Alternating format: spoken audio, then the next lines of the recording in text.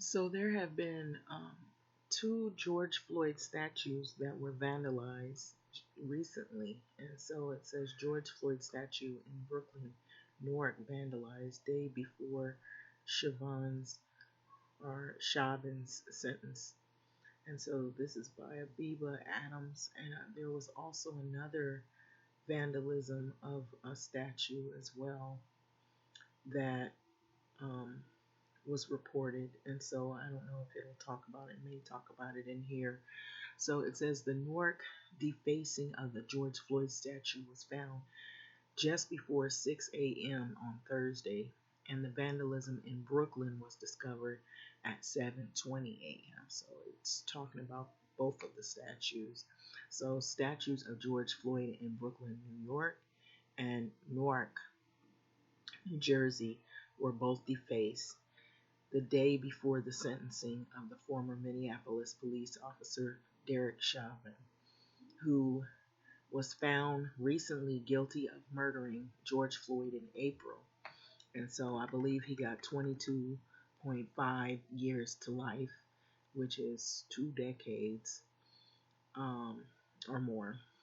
According to a local report, the Brooklyn statue of George Floyd's face and the pedestal on which it stands were both sprayed with paint that is black. And so one of them you can see here. I don't know, it may show as I go down further the other one, or it may just show this one. So you can see where they spray painted the face and how it looked, and the words Patriot Front .us were stenciled on it, sprayed in white paint. So a Southern Law, a poverty center, was identified, or at least called on to identify who Patriot Front is, and this is a group of white supremacist extremists. And so Newark, the defacing was found at 6 a.m. on Thursday morning, and the vandalism in Brooklyn was discovered at 7:20 a.m. in the morning, just days before the Juneteenth unveiling. So it's only been 5 days, and it's very disheartening for the Floyd family, and the spokesperson Courtney Nielsen told ABC 7. And it's a disgusting display, and it's very sad, and it's cowardly. And they did it like a thief in the night, but you can't stop us. So in the Brooklyn case, the video has been released of four men walking near the statue before and after the time of this incident. So police are hoping that someone can identify these four men. So in Newark, the incident appears to be directly related to one in New York, as the vandalism there was very similar. And so the face on a 700-pound bronze statue of George Floyd seated on a park bench was also painted in black and in white paint on the torso, where the words were left Life, Liberty, Victory, Patriot Front .us. And so the defacing of the statue of George Floyd has been a trend around the country as well. So the Newark mayor, Ross Baraka, has basically said that I guess they've seen this. So this is a horrible act that is the very reason that this statue needs to remain and be upheld. So as this is not just about George Floyd, it's a deliberate effort to push back against and ultimately dismantle systems of hatred, racism, and white supremacy. So we celebrate those efforts in Newark and will continue to do so, despite the ignorance that was rearing its ugly head recently and still now. So the producer of the Floyd statue in Brooklyn was very emotional in her reaction to this damage that was done. So they seem to be very aligned with the things that happened at the Capitol as well. This was said from a Confront um, Arts Lindsay Ashlim, Eshelman. So they seem to be incredibly focused on patriotism, but in the eyes that this was not patriotism, this was terrorism. And so any person with the information of the vandalism in Brooklyn is urged to contact Crime Stoppers. There's an 800 number, 800-577-TIPS.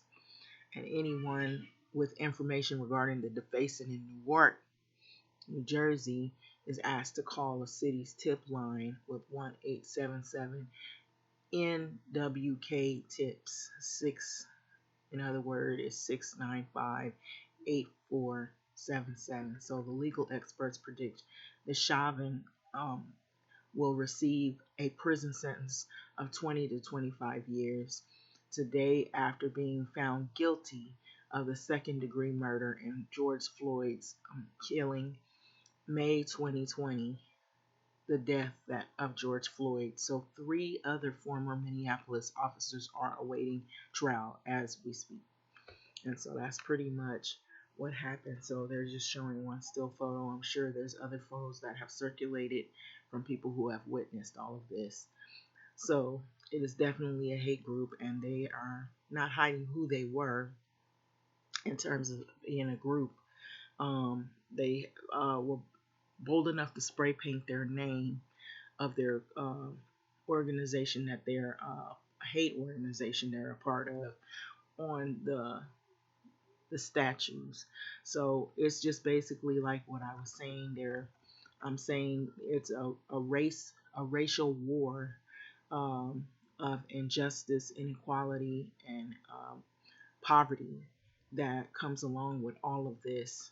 All of it is intertwined, and I believe it's a systemic problem, and that is the virus that most people of color have been fighting for many, many years, even decades, even for uh, equality for all, and we see that has not happened for a lot of people, unfortunately. And so this is the reason why they had recognized Juneteenth. This is the reason why they had recognized some of the issues that were going on needed to change the teachings in schools so that people could understand or learn about other cultures.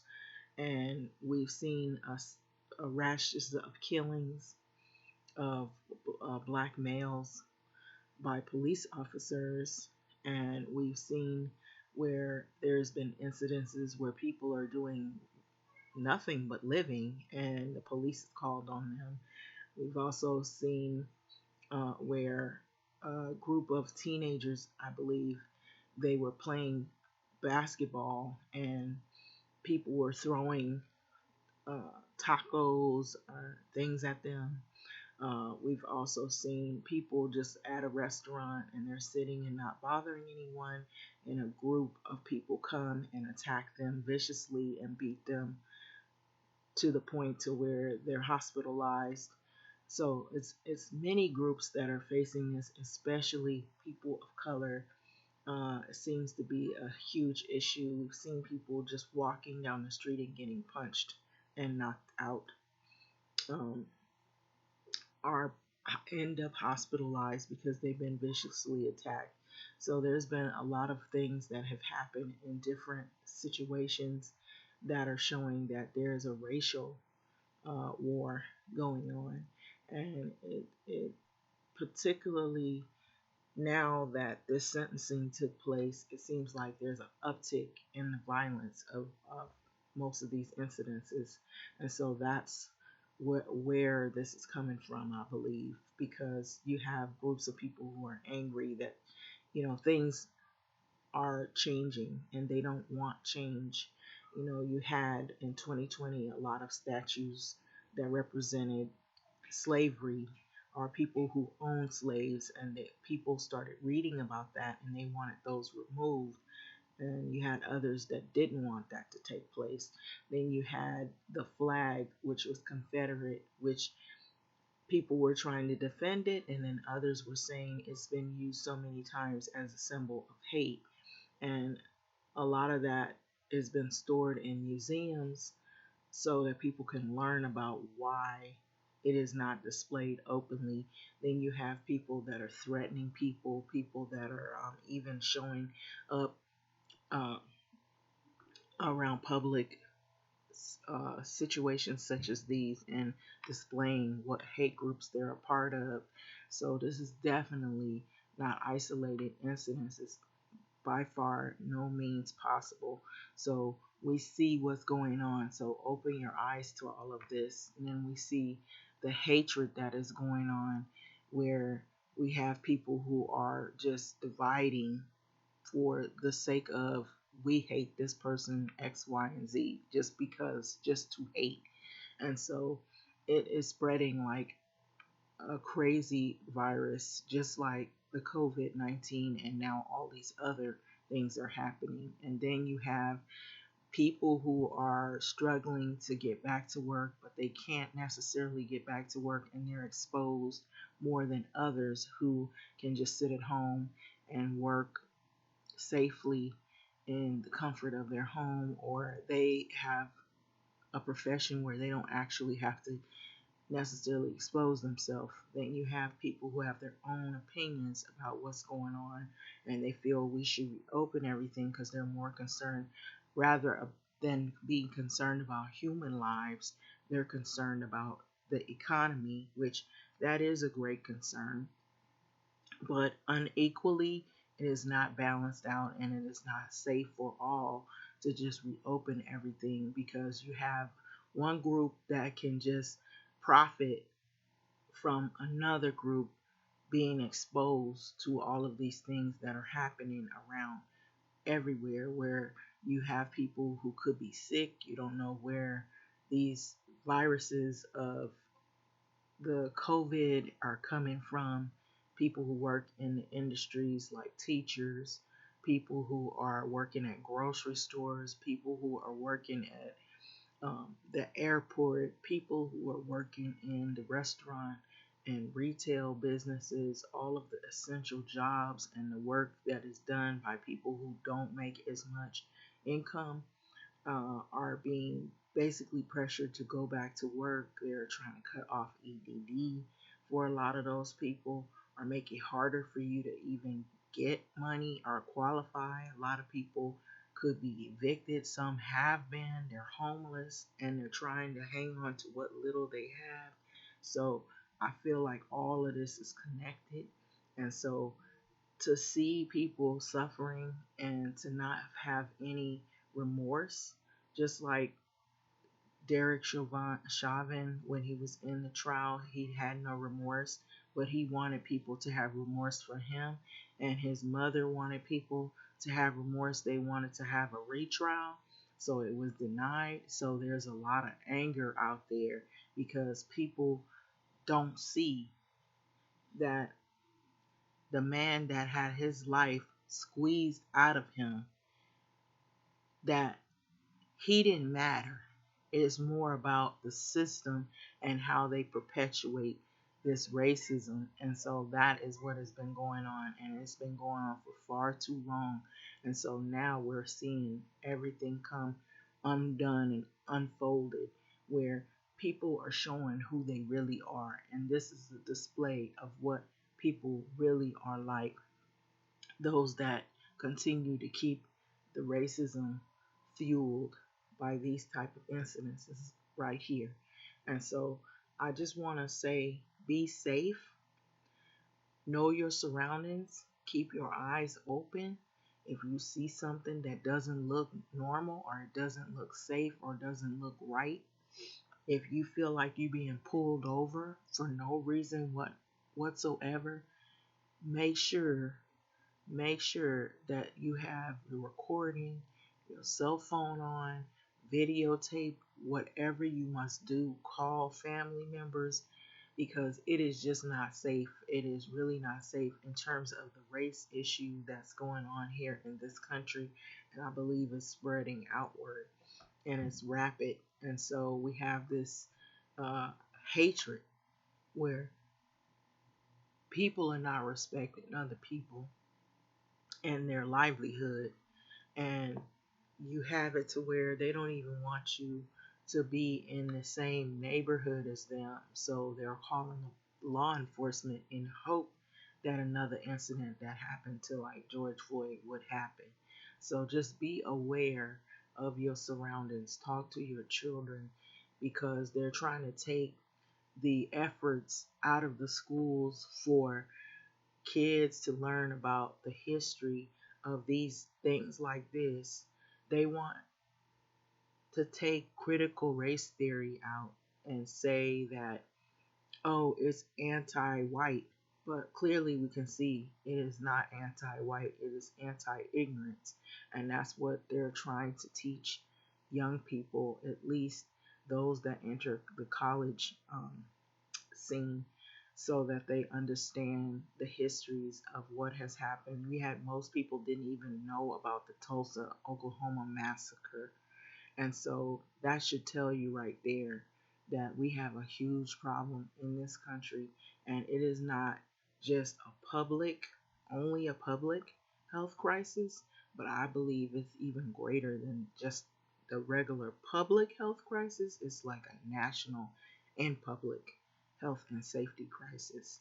Racism, the systemic levels of racism is spread everywhere in some shape, form, or fashion. It shows up some kind of way. And so this is the thing that we're plagued with and we've been forever plagued with, it seems like. And so anytime you have people sitting in high seats that can make laws to stop people from learning certain concepts and certain histories and keeping things out of books, that's when you know the problem is a lot greater than just even the spray painting of the statue. So, having said that, I'm going to let this video go. It's a really sad incident, but I don't see this quieting down anytime soon. So, something must be done to make change, regardless of the people who don't want change. Thanks for listening.